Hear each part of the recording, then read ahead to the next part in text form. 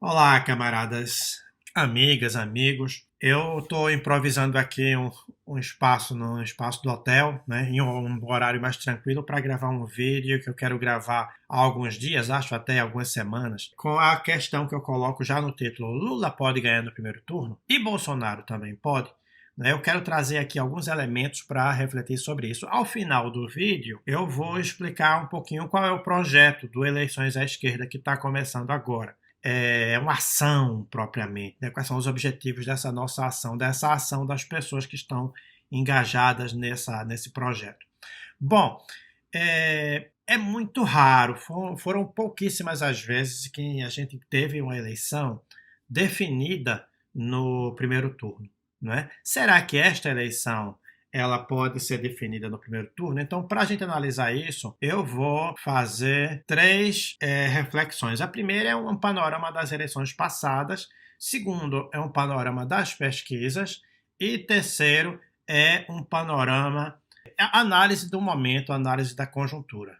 Bom, então, fazendo a análise das eleições passadas, eu diria que o dado interessante do que eu verifiquei na comparação das eleições que tiveram segundo turno é que a divisão da esquerda é que provocou o segundo turno. Não foi o campo da direita ou do centro, como alguns querem dizer.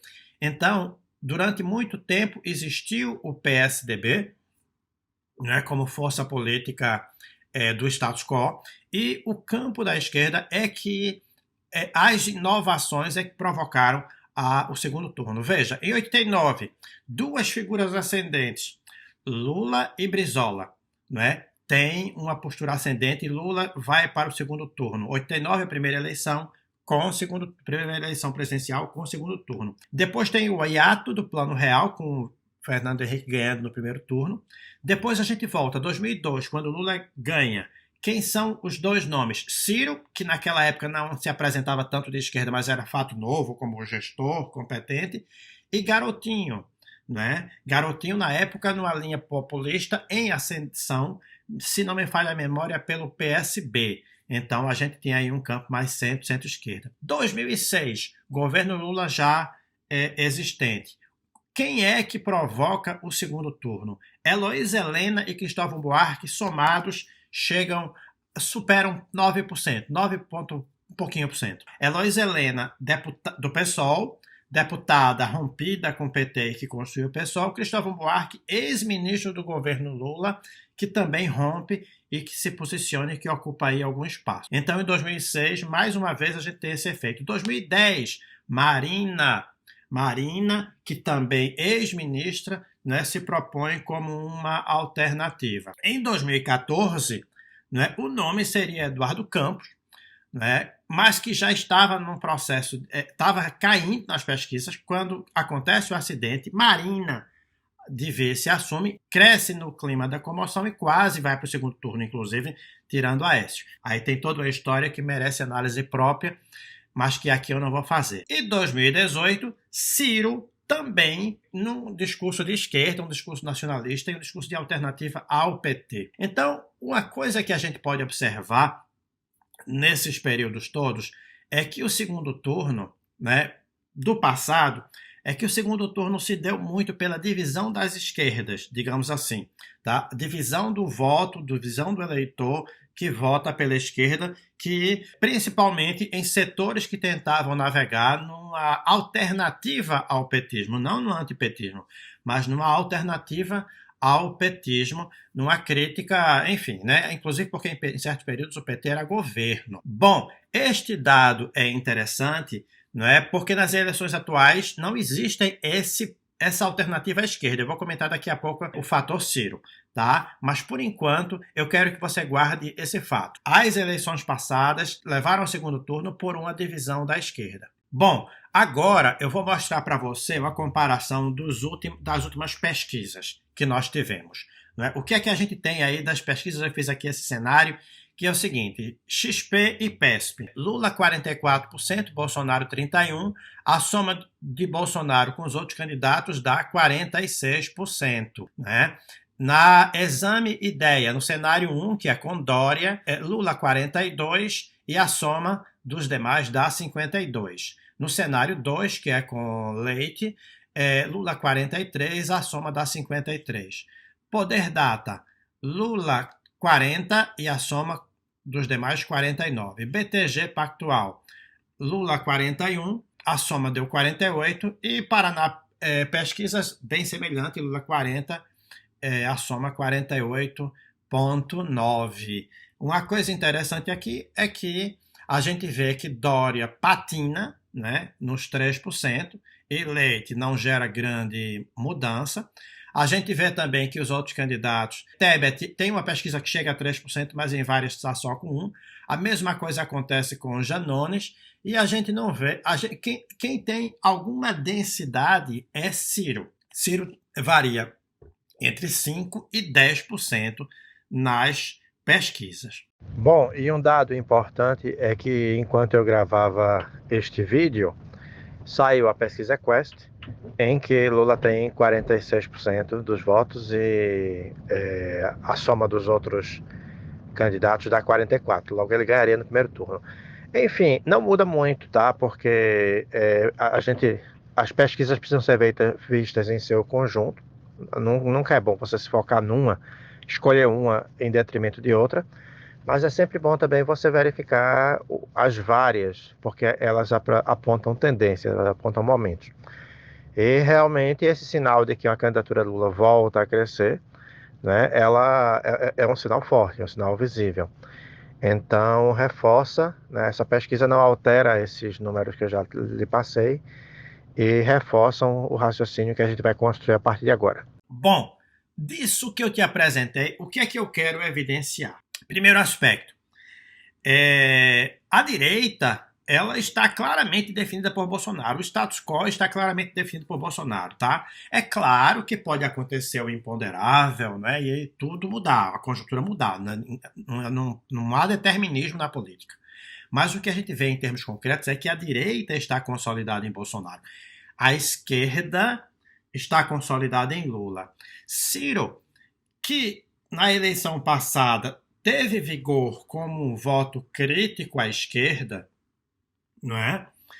Hoje ele tem uma dificuldade muito grande de ter um voto crítico à esquerda. Por quê? Não é? Porque houve uma sacralização de Lula, digamos assim, isso pode ser objeto de outra discussão da gente, por conta da vaza-jato, por conta da inocência justa, da exposição das vísceras, né, de todo o conluio que aconteceu contra Lula, porque também os resultados do golpe foram catastróficos, né? Aí a gente puxa desde o golpe até agora e só perda de direitos, e o que eles prometeram de melhorias não aconteceu, só aumentou a miséria, aumentou a corrupção, aumentou vários problemas. Então, nessa conjuntura de adversidade, Ciro não consegue ter um discurso à esquerda. E aí, Ciro tenta fazer um discurso à direita. Qual é o problema? Meu querido, a direita é Bolsonaro, né?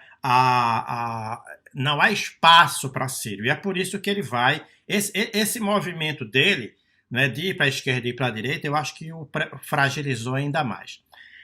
O que eu quero dizer com isso é que Ciro não é a coisa nova que aconteceu nas eleições passadas. Quando inclusive, ele chegou a ser, né? Ele, Garotinho, Marina, Eloísa Helena, eram coisas novas, eram propostas novas, eram algo crítico. Ciro não é mais. Ciro não tem mais como ser. Ciro oscila entre tentar ser um Bolsonaro e entre tentar ser um anti-Bolsonaro.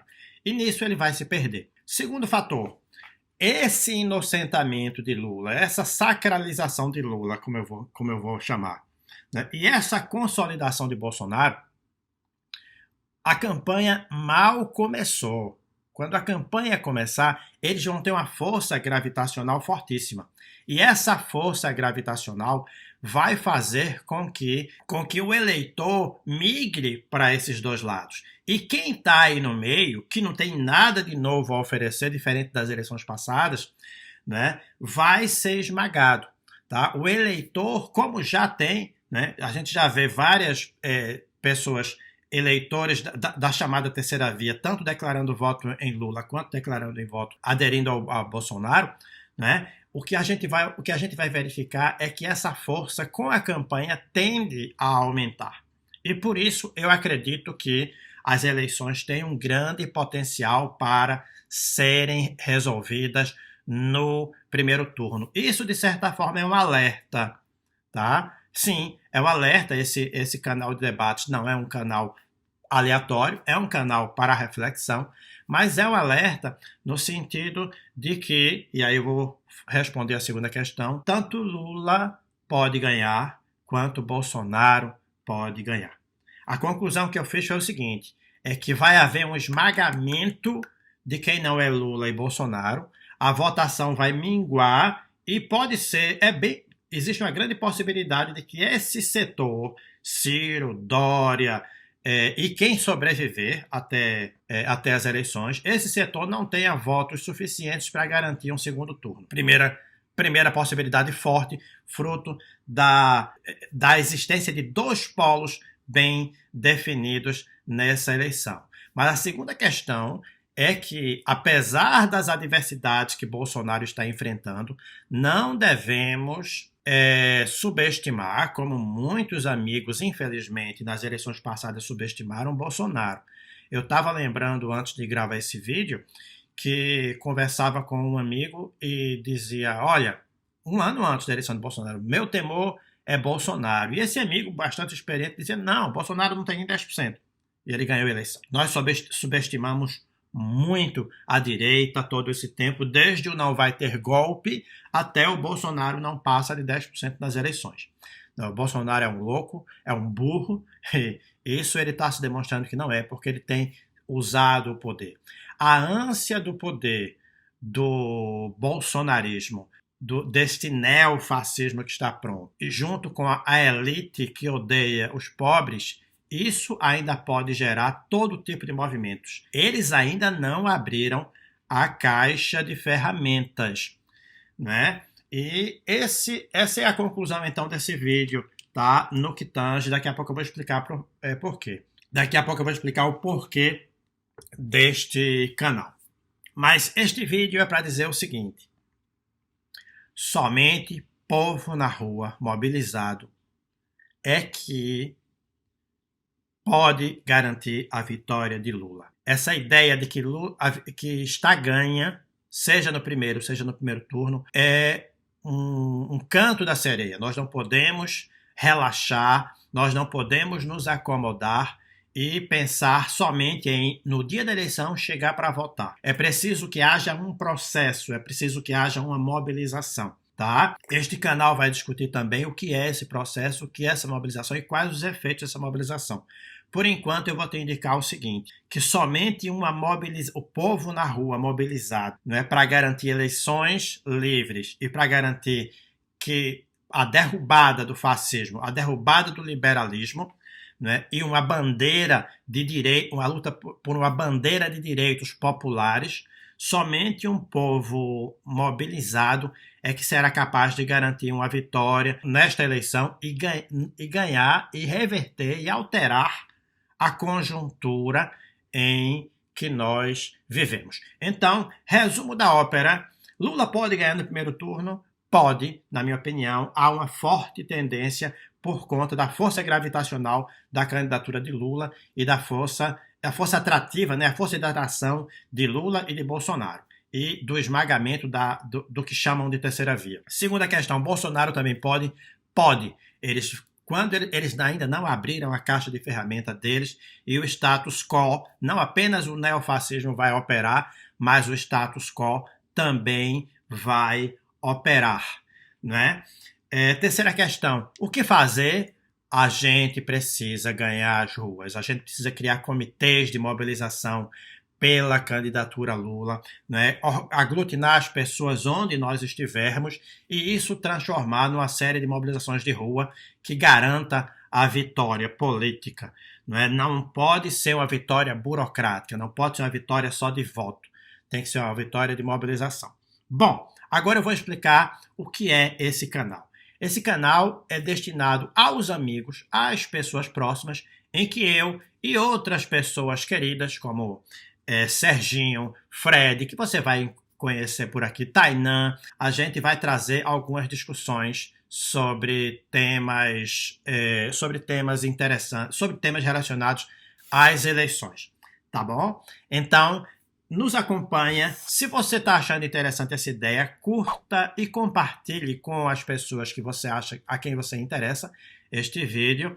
E será um prazer debater. Sim, comenta aqui, faz seus comentários, faz suas opiniões, que a gente tem uma série de debates aqui preparados, tá bom? Valeu e até a próxima.